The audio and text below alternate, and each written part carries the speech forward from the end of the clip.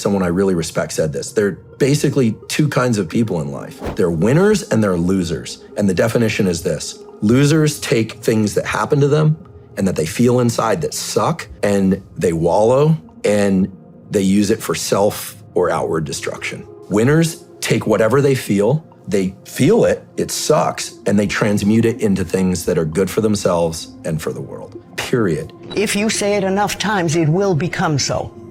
It really will, because you will be changing your thinking. It'll change your belief about yourself. Okay. And when your belief about yourself changes, the way the universe reacts to you will change. When I learned to use my mind for me instead of against me, it made a big difference. Everything that you have today in your life, tangible and intangible, you have attracted to yourself because of the person you are.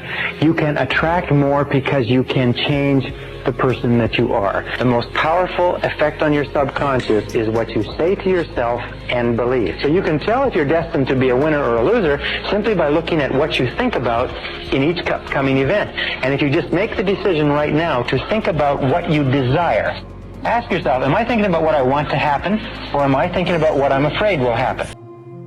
We just published this huge study on negativity bias, and it's not good for your frontal lobes. And so I love doing positivity bias training. Like, I train all of my patients, start every day. Today is going to be a great day. I mean, somebody asked me today if I believe in manifestation. Sort of. I think you have to tell your brain what you want, and then your brain will figure out how to get it. And so if you go, today is going to be a great day, your brain starts looking like, well, why is today going to be a great day? And when you go to bed at night, what went well today? That's so helpful to just start programming your brain to look for what's right, not just for what's wrong.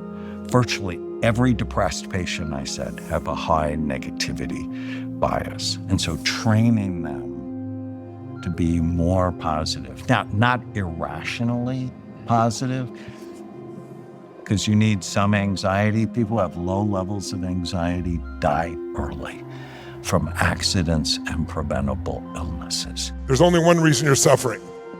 You're focused on yourself. Self-focus creates suffering because the nature of the human mind is to find what's wrong. And we're all selfish at times, but if you stay selfish, you suffer.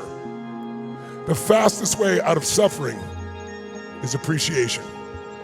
There is no better way. You cannot suffer and appreciate. You cannot be grateful and suffer simultaneously. And the only way you can appreciate is get outside yourself and notice the grace of your life in some way. Listen to me now. You want a different life right now? Want to transform your joy right now? Trade your expectations for appreciation and you have a whole new life. I want you to rise above your humanity, your animal self, your emotions, your habits. You have to hold on, because nobody is going to create your reality but you. You have to be your vortex of creation. It is about your effort. The divine always matches your effort. You got to get beyond the body. You got to dial down the thinking brain to the point where it's no longer active. And that quantum field has always been there. It's just we've been unaware of it. Why would you wait for tomorrow? Now is the new later. Look, winning is easy. Winning is easy. High fives all around, up on the podium, hands in the air. That's easy.